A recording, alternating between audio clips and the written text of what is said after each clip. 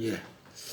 2500년 전에 부처님께서 보리수 밑에 턱 앉아갖고 6년 고행을 마치고 참선에 들어갔죠. 편안한 마음으로 그 동네에 그 예쁜 안악내로부터 우유죽을 얻어먹고 보리수 밑에 편안한 기분으로 앉아서 명상에 잠겼죠. 그러다가 이제 새벽별이 떠오를 때 새벽별을 보고 다 깨달았다 이런 이야기입니다. 그리고 깨달으면서 육신통이 열렸다.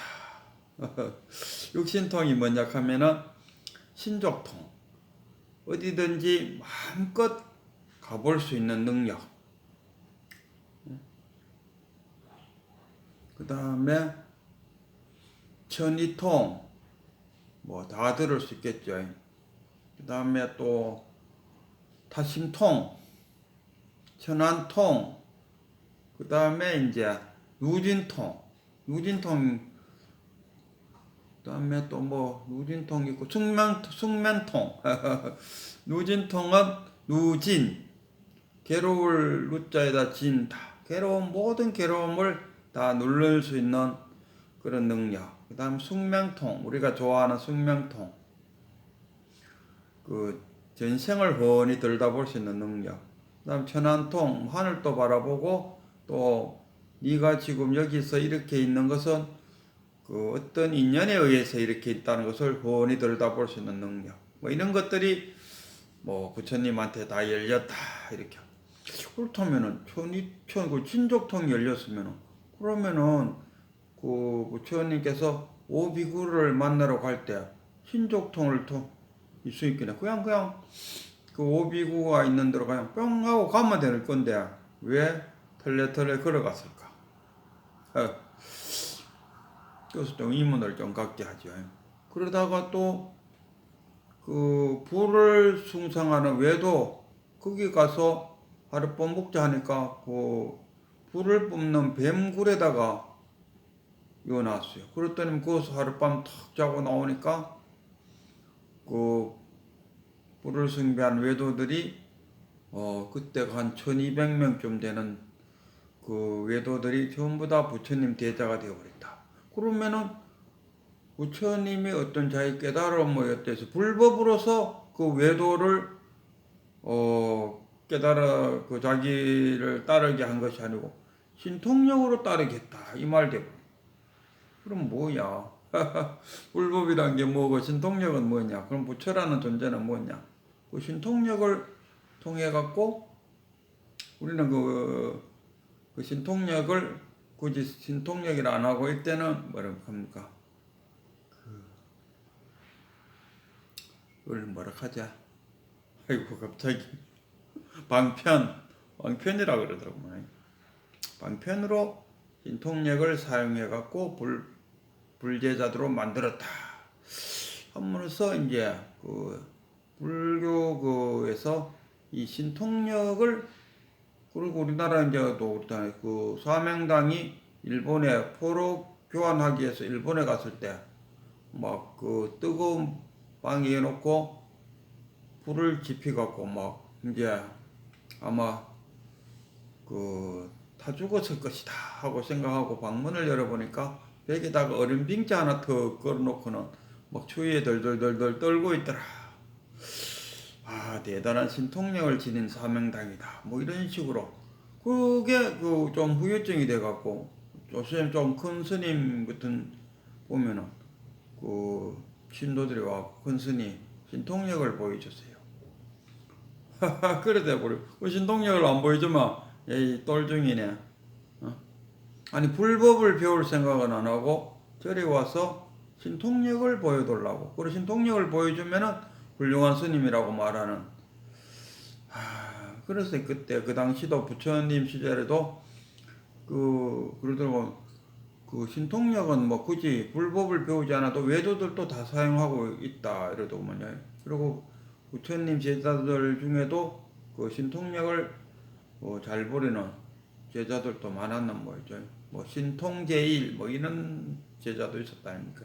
그래서 부처님은 불법을 가르쳐야지 신통력을 가르치는 것이 아니다 해서 신통력은 사용하지 말라고 엄명을 내렸다. 뭐 이런 이야기도 있고. 그래서 이 신통력이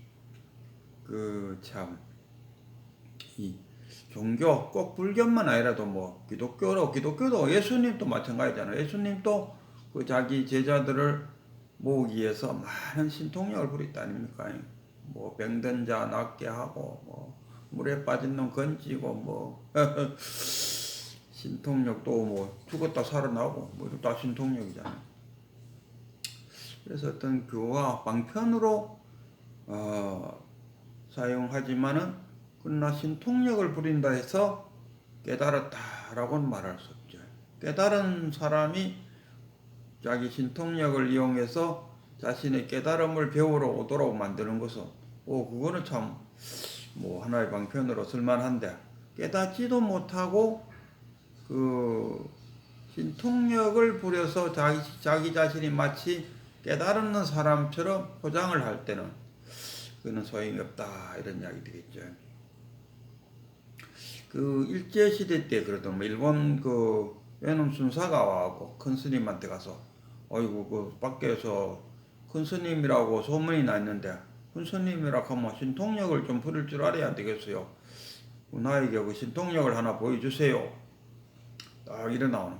그래 큰 스님이 그 순경을 한번 쫙 돌아보고는 시자야 하고 시자를 불렀어요. 시자를 불러갖고는 저기 계곡에서 맑은 물을 한 잔 떠온나 하니까 시자가 가서 맑은 물 하나 떠갖고 왔어요. 그래갖고 큰 스님이 그 순경한테 턱 내밀면서 자 물 한 잔 마셔보시오. 그러니까 얼떨결에 순경이 물 한 잔 턱 마셨다 아닙니까? 이게 바로 신통력입니다. 그러니까 아직도 이 순경이 뭐가 뭔지를 아직 잘 떠올리질 않았어요. 이게 어떻게 신통력입니까? 하고 물었어요. 참네. 저 깊은 산 속에 흐르는 그 시원한 물을 그대가 손 하나 까딱하지 않고 마실 수 있었다는 이 자체가 신통이지 이게 뭐요? 그래서 우리가 잘 알고 있는 중국의 방거사도 그렇잖아요. 나무하고 뭐 이런 것들이 다 신통하다. 신통하지 않는 것이 없다.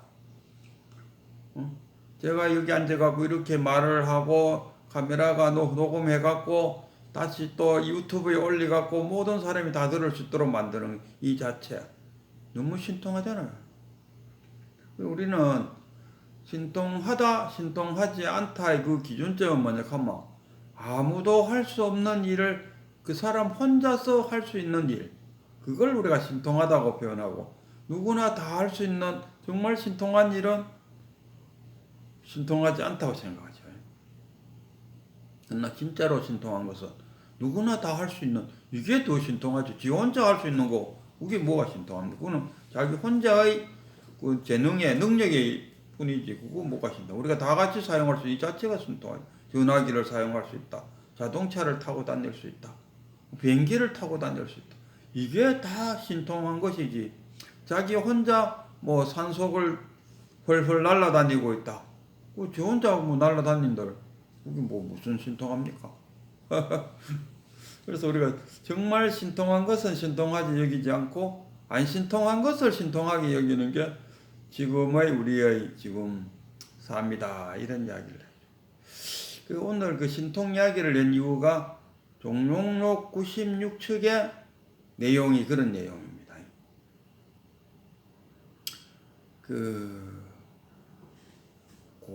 고봉 스님이 있었는데 이 고봉 스님이 누구냐 했을 때 오늘 주인공이 고봉 스님입니다. 이 사람이 석상의 제자였어요. 석상은 또 누구냐 했을 때 도우 선사.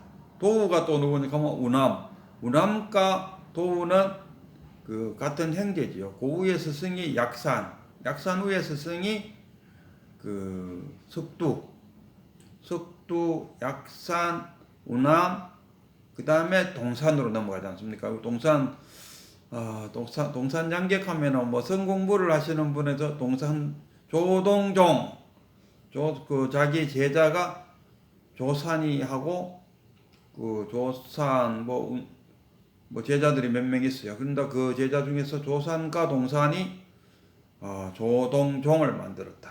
이런 이야기. 그 조동종 그 다음에 그 쭉 이제 대를 이었는 제자 중에서 운거라는 제자가 있어요. 이 운거는 어떻게 했냐면 운거가 살고 있는 거기에 어떤 가짜 도사가 하나 왔어요. 그래갖고는 암자에 탁 앉아갖고 도사인 척하고 있었어요.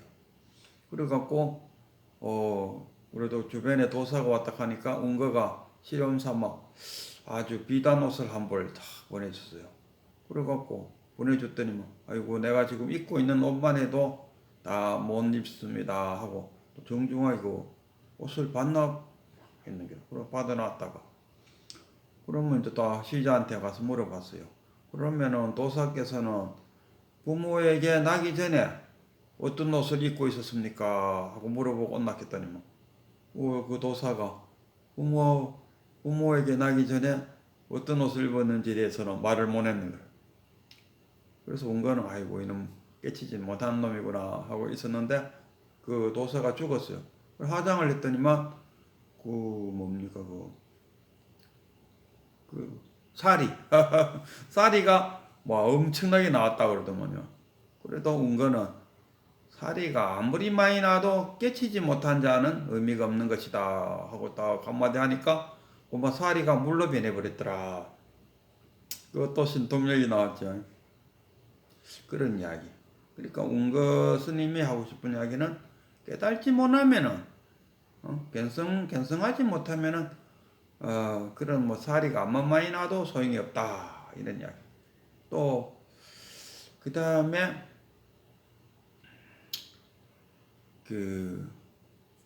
우리가 그 달마 밑에 성찬 밑에 달마 밑에 해가 밑에 성찬 밑에 도신 밑에 홍인 밑에 해능이잖아요. 이 도신 때 이야기인데 도신 때에 그 우두라는 스님이 있었어요. 그리고 우두가 참선에 떠가면은 새가 꽃을 물고 오고 호랑이가 그 우두 선사를 지키고 있었어요. 그래서 이 도신이 탁 가서 정말 이 대승불법을 전해주고 나니까 그 다음부터는 새도 꽃을 물고 오지 않고 호랑이도 더 이상 나타나지 않더라. 그리고 이 대승불교를 하기 전에 결국은 신통을 부리고 앉아 있었다. 이런 이야기고. 그다음 우리가 잘 알고 있는 황백 위에 벽장이다. 벽장 위에 뭐 마조 위에 남악해양 위에 거기 해능이잖아요. 해능하고 해능 밑에 저쪽에 보면 석도 이쪽에 보면 그 마조 뭐 이런 식으로 쭉 내려오는데 그러니까 황백이 어느 길을 가다가 어느 도사를 만났어요. 뭐 도사인지도 모르지 그냥 서로 말동무가 되고 가는데 그리고 강가에 또 길렀는데 이 같이 가던 사람이 강을 같이 건널까요 하니까 어떻게 건너는데 하니까 달마가 그 소림사로 올 때 가랑잎을 타고 강을 건넜다 하듯이 이 사람도 술잔을 타고 강을 휙 건너요. 그때 항배이가 한 말이 내가 저런 도수를 부리는 놈 같았으면은 다리 몽둥이를 뿌려볼 건데 이렇게 이야기했어요. 깨닫지도 못한 놈들이 도술이나 부리면 되겠냐 이거라. 근데 그 달마는 깨달은 자가 도술을 부린다. 부처도 깨달은 자가 그 도술을 부린다. 이것은 뭐 우리가 생각해 볼게. 깨치고 난 다음에 도술을 부릴 것이냐, 깨닫지도 못하고 도술을 부릴 것이냐 이런 이야기. 그래서 우리가 이 우남과 그 진행제가 행인 도우 선사가 그 밑에 석상이라는 선사가 석상 다음에 제자가 고봉 선사였죠. 그래서 석상이 돌아가셨어요. 석상이 그 열반에 열반을 들면서 그 대중들이 그 주지를 하나 해야 되는데 그때 지금 그 고봉 선사는 그 당시에 석상의 시자였고 이제 그 석상의 대를 이어서 다음 주지를 누구 할 건가 했을 때 수자에게 이제 그 주지를 맡기려고 대중들에 이야기했어요. 했때 이 시자였던 고봉선사는 나는 반대합니다. 왜? 그 수자이긴 하지만 아직 깨치지도 못한 자라서 나는 반대합니다 하니까